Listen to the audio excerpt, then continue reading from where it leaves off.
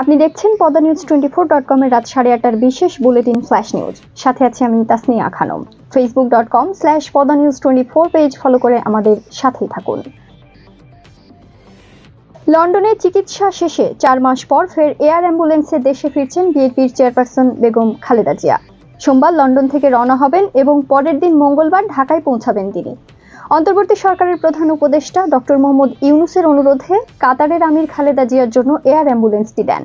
চেয়ারপারসনের সাবেক প্রেস সচিব মারুফ কামাল খান নিজের ভেরিফাইড ফেসবুক পোস্টে এ তথ্য জানান। কাতারের সরকার, রাজ পরিবার ও ডক্টর মোহাম্মদ ইউনূসের অন্তর্বর্তী সরকারের প্রতি কৃতজ্ঞতা জানিয়ে লিখেন, চিকিৎসার উদ্দেশ্যে খালেদা জিয়া লন্ডন যাওয়া এবং সেখান থেকে ফেরার জন্য সম্পূর্ণ বিনা পয়সায় এয়ার অ্যাম্বুলেন্সের ব্যবস্থা করা হয়েছে। আন্তর্জাতিক অপরাধ ট্রাইব্যুনালের সাবেক প্রসিকিউটর ব্যারিস্টার তুরিন আফরোজের ডক্টরেট ডিগ্রি ভুয়া বলে জানিয়েছে সিডনির university of New South Wales. বিশ্ববিদ্যালয়টি বলছে সেখান থেকে পিএইচডি সম্পন্ন করেননি তিনি। রোববার আপিল বিভাগে তুরিন আফরোজের বাড়ি সংক্রান্ত মামলায় দাখিল করা হয়েছে এ তথ্য। বিষয়টি নিশ্চিত করে আইনজীবী ব্যারিস্টার সাজ্জাদ হায়দার জানান, তুরিন আফরোজ ডক্টরেট ডিগ্রি সম্পন্ন করেননি বলে ইমেইলের মাধ্যমে জানিয়েছে সিডনির university of New South Wales.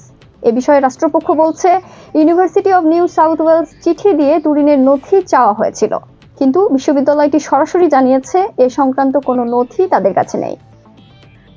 মানবিক করিডোর ইস্যুতে কোনো চুক্তি বা সমঝোতা করেনি বাংলাদেশ, এমন তথ্য জানিয়েছে জাতীয় নিরাপত্তা উপদেষ্টা খলিলুর রহমান।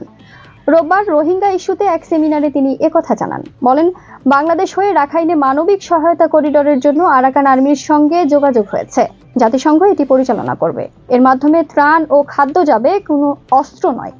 এই যোগাযোগ রাখাইনে নিরাপদ পরিস্থিতি প্রতিষ্ঠায় সহায়তা করবে বলে জানান তিনি। উপদেষ্টা বলেন, বাংলাদেশ মিয়ানমারের সার্বভৌমত্বকে শ্রদ্ধা করে।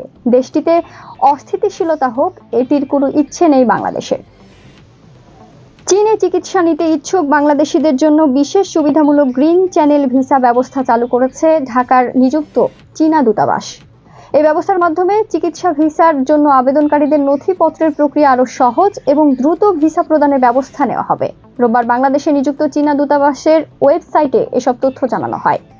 বলা হয়, মার্চ মাসে অন্তর্বর্তীকালীন সরকারের প্রধান উপদেষ্টা মোহাম্মদ ইউনূসের চীন সফরের সময় দুই দেশের মধ্যে স্বাস্থ্য সহযোগিতা বৃদ্ধি এবং কর্মী বিনিময় সহজ করার বিষয়ে যে ঐকমত্য হয়েছিল, তারই অংশ হিসেবে এই পদক্ষেপ নেওয়া হয়েছে। নতুন এই ব্যবস্থার আওতায় বৈধ লাইসেন্সধারী স্থানীয় বাংলাদেশি ট্রাভেল এজেন্সিগুলো এখন চীনে চিকিৎসার জন্য ভ্রমণকারীদের ব্যাংক ডিপোজিট সার্টিফিকেট এবং রক্তের সম্পর্ক প্রমাণস্বরূপ গ্যারান্টিপত্র ইস্যু করতে পারবে। ভারত নিয়ন্ত্রিত জম্মু কাশ্মীরের পেহেলগামে সাম্প্রতিক সন্ত্রাসী হামলাকে ঘিরে চরম অবনতি ঘটেছে ভারত পাকিস্তান সম্পর্কের।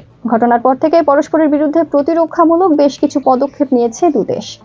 তার উপর পাল্টাপাল্টি অভিযোগ আর হুমকি ধামকিতে ক্রমেই বাড়ছে উত্তেজনা। সীমান্তে অতিরিক্ত সেনা মোতায়েন করে নিয়মিত চলছে মহড়া। কাশ্মীর সীমান্ত থেকে প্রতিদিনই আসছে দুদেশের সেনাদের সংঘাতের খবর। শনিবার রাতেও ভয়াবহ গোলাগুলির ঘটনা ঘটেছে কাশ্মীরের নিয়ন্ত্রণ রেখার বিভিন্ন সেক্টরে। এই ঘটনাটিকে সাম্প্রতিক সময়ের সবচেয়ে বড় সংঘর্ষ বলে দাবি করা হচ্ছে।